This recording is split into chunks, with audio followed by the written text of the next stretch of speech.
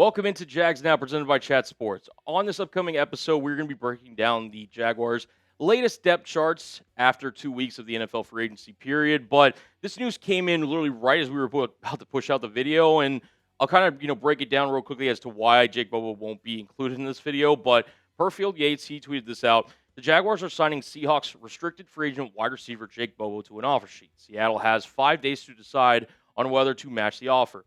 Bobo has 36 catches in his first 3 NFL seasons, including a 17-yard touchdown in the NFC Championship game last season. He's also been a key member of their special teams unit and their best blocking wide receiver. So this is something that Seattle does have, as Yates mentioned, some time to match in terms of whether or not Jake Bobo will be a Jaguar. We'll keep you guys updated with any content here on the channel. He won't be included in the wide receiver portion of this video because, again, it's not quite official, even though they did sign him already. So wanted to make that a kind of a disclaimer before we get into today's show. Thank you, Field Yates, for bringing us this news. And without any further ado, let's get into the rest of today's episode.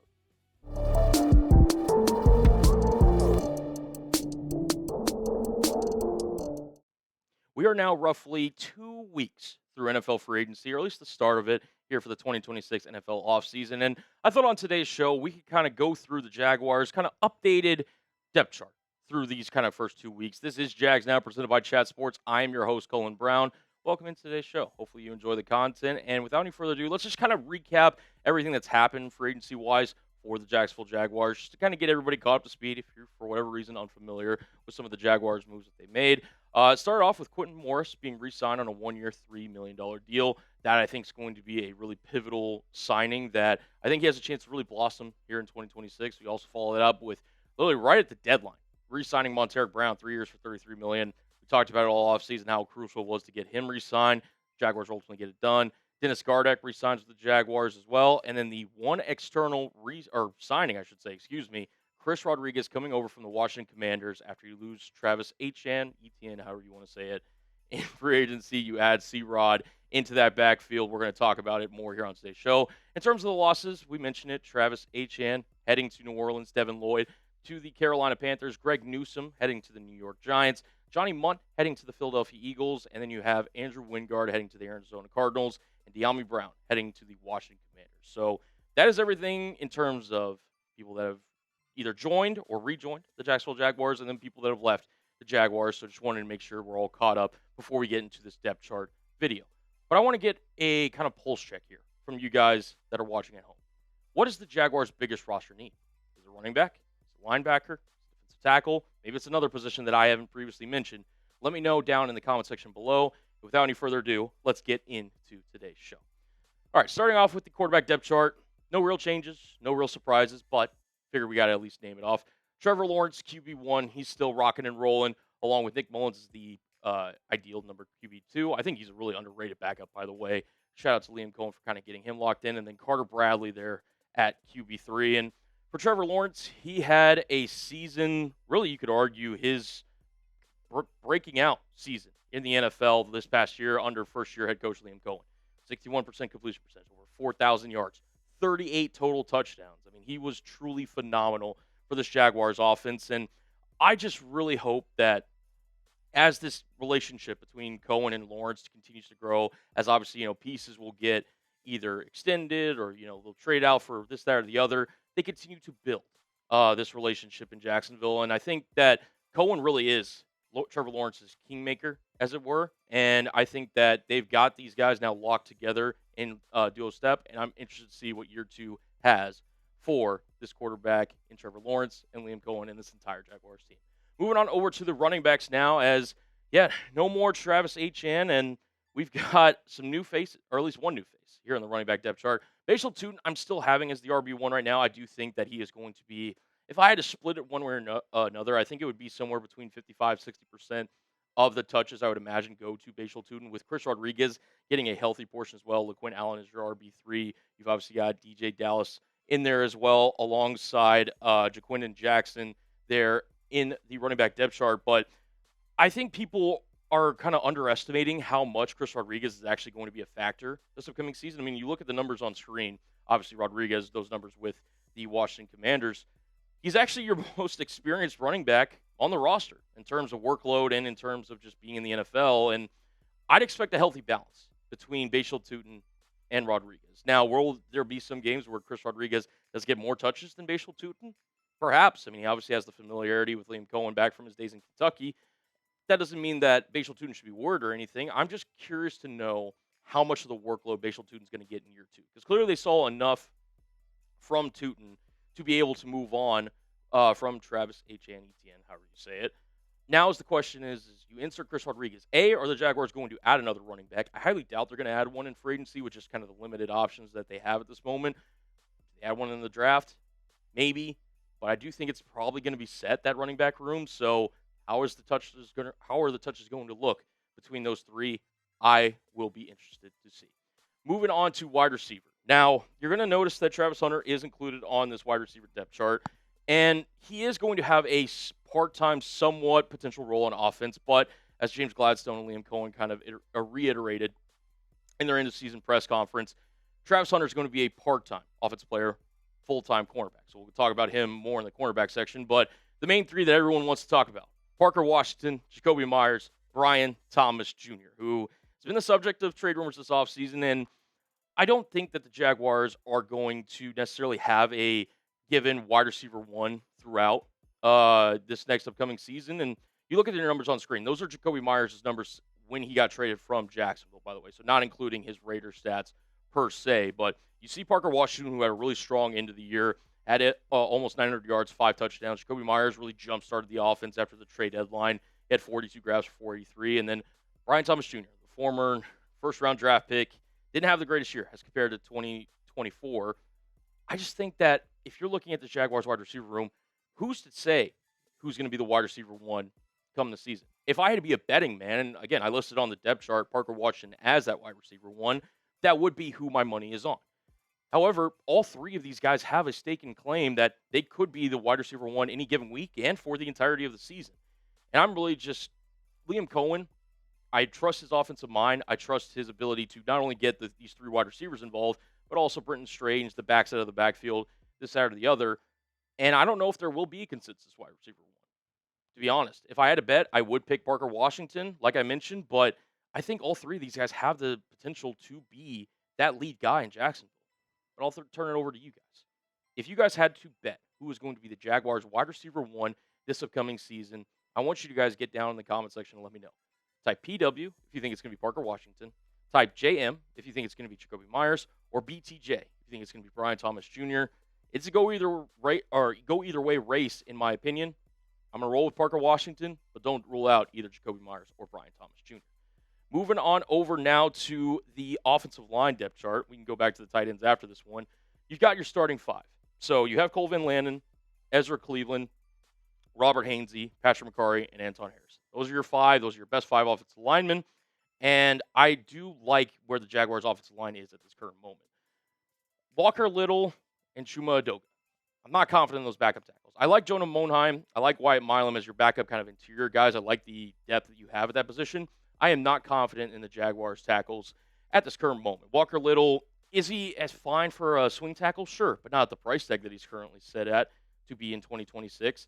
Chuma Adoga, I'd really hope the Jaguars look to move off of him. They still have time to cut him this late into free agency. We'll see if James Gladstone, who still's got to make some roster moves in order to get, the Jaguars into cap space, kind of into a point with, just kind of getting ready to sign not only their rookie signings, but also maybe to make some other moves throughout the season. So I would expect him to be a cut candidate.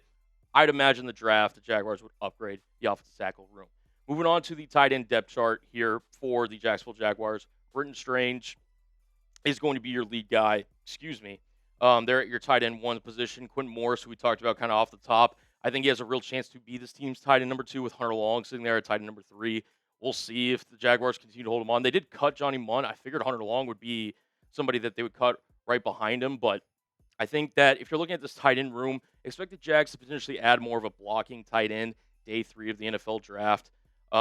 Somebody that they could potentially look at in looking to add. I know the Jaguars during the draft process had 3 combine visits with Jaguars tight end or NFL draft prospects such as Eli Stowers, Jack Indries from Texas, and Oscar Delp from the University of Georgia. So clearly they're interested in this tight end group or tight end class coming in during the 2026 NFL draft. So I would expect the Jaguars to make a move at tight end there on day 3 in April.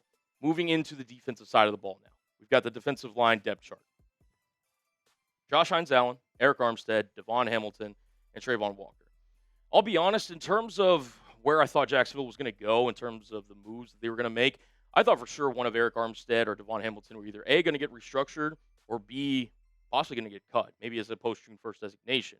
Now, you brought back Mac Dickerson. I like Danny Strigo, but I'd still like some upgrades of this room in terms of just overall depth and overall youth into this defensive line room. I just think that the Jaguars need to get younger. They actually did all right from a pressure standpoint last season, but just in terms of a sack production standpoint, they were towards the bottom of the entire NFL. I think they were bottom 10 last year in sack production. So I don't mind necessarily the front four, and especially, Eric Armstead's been around this league, been around a lot of winning cultures. Von Hamilton, really good run stuffer. Josh Hines-Allen, I think, is one of the more underrated pass rushers in all of football. And then Trayvon Walker, really is good at setting the edge, former obviously number 1 overall pick, can do a lot of different things for you. I expect him to be a potential extension candidate for the Jaguars this offseason. We'll see if the Jaguars look to make any upgrades, but I would really like to upgrade A, that, edge 3 spot, and B, that defensive tackle 3 spot. We'll see if James Gladstone agrees with me come draft time. Moving on over to the linebacker position. Now, this one is where it kind of gets interesting. Obviously, you lose Devin Lloyd in free agency to the Carolina Panthers. And so Foye Oluokun I have sliding into that kind of Mike linebacker role. He's obviously a really experienced linebacker. He's one of the best, I think, tackling linebackers still in the NFL at this current moment. You obviously re-signed Dennis Gardeck, who I'd expect to be kind of like in your base defense as playing linebacker, but more in kind of a moving forward rather than moving back role. And then you've got Ventrell Miller, who I'm very interested to see what his role is going to be for this upcoming year. A lot of Jags fans, myself included, think that he's going to be somebody that, is in the mix for the Jaguars, kind of third linebacker position, starting position, I should say. But they ultimately would expect, like, potentially at pick number 56, the Jaguars to add a linebacker that they would start alongside Foye Oluokun and Dennis Gardeck. Don't rule out Ventrell Miller. He actually graded out pretty well per Pro Football Focus last season in a little over 200 snaps, was over 70 overall graded, an overall defensive grade, pass or run defense grade, and pass coverage grade. And you see the numbers on screen. He started a couple games for the Jaguars last season, had 38 tackles, 2 forced fumbles. He's really active out of the University of Florida. I would expect him to be in the mix more than Jaguars fans think in potentially replacing Devin Lloyd at that linebacker spot. We'll see ultimately the direction the Jaguars do go in when it comes to the NFL draft, and is there a potential linebacker that the Jags could look to sign to add to this room? Maybe, but I would expect Ventrell Miller to be in the mix come August, September, and the entire start of the 2026 NFL season. Guys, we're bringing you content all off-season long surrounding the Jacksonville Jaguars. If you want more of it, you want to make sure you don't miss out on the latest Jags news and rumors, hit that subscribe button.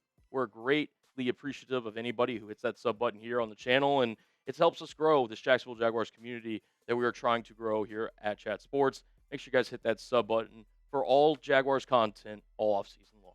Moving on over to the cornerback room here in Jacksonville, and Travis Hunter. This is the role that I think is going to be best suited for him and where he's really going to thrive in 2026. He's going to be your cornerback 1. You re-sign Monteric Brown to that 3-year, $33 million deal, which was so huge, by the way, because then now you obviously have your 2 outside corners locked in. Jordan Lewis coming back as your starting nickel. You have Jarian Jones, who was such a huge player for you last season. You also bring back Christian Braswell as well. You also see Caleb Ransall. We'll talk about him more. He's going to be kind of in that weird cornerback safety. Not sure what they're going to do with him yet, but Monteric Brown was such a huge re-signing for this team. And I mentioned it, right? Like, clearly Travis Etienne, Devin Lloyd, and both those guys were huge players for Jacksonville. But I ultimately thought that they were out of Jacksonville's price range, and or you kind of had replacements for them on the roster. If you would have lost Monteric Brown, you would have been really penciling the Jaguars to target cornerback early in this upcoming draft. And I think the Jags want flexibility. Could they still add cornerback in the draft? Absolutely. But getting a guy like Monteric Brown who played so well for you, who knows your defensive scheme, and just is a perfect scheme fit in Anthony Campanelli's system, I think was huge for this team. And now that the Jaguars have their kind of top 4 corners set, it really allows them to attack the draft in more of a direction that they want to rather than what they have to. So I like it. Moving on to the safeties now for Jacksonville, and we're going to be talking about Antonio Johnson here in a second. He is a big winner from last season, but you got Eric Murray, who I've got slotted in as the kind of free safety or opposite safety of Antonio Johnson.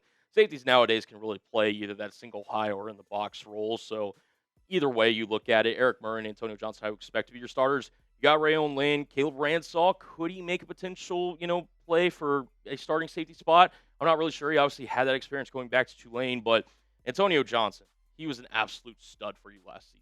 58 tackles, 2 tackles for loss, 9 pass breakups, and 5 interceptions. One of those were being returned for a touchdown.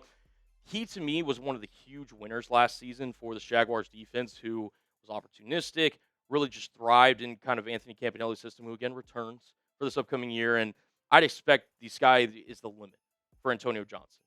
I'm not going to do any bold predictions yet. We're going to wait to do those probably after the draft surrounding the Jacksonville Jaguars, predicting the 2026 season and beyond. Just keep an eye on Antonio Johnson. I think I might have some bold predictions that I'm not going to lay a claim now. I'm going to hold those reserve rights to myself. But I think Antonio Johnson is set for a big year, even bigger potentially of a year than he had in 2025.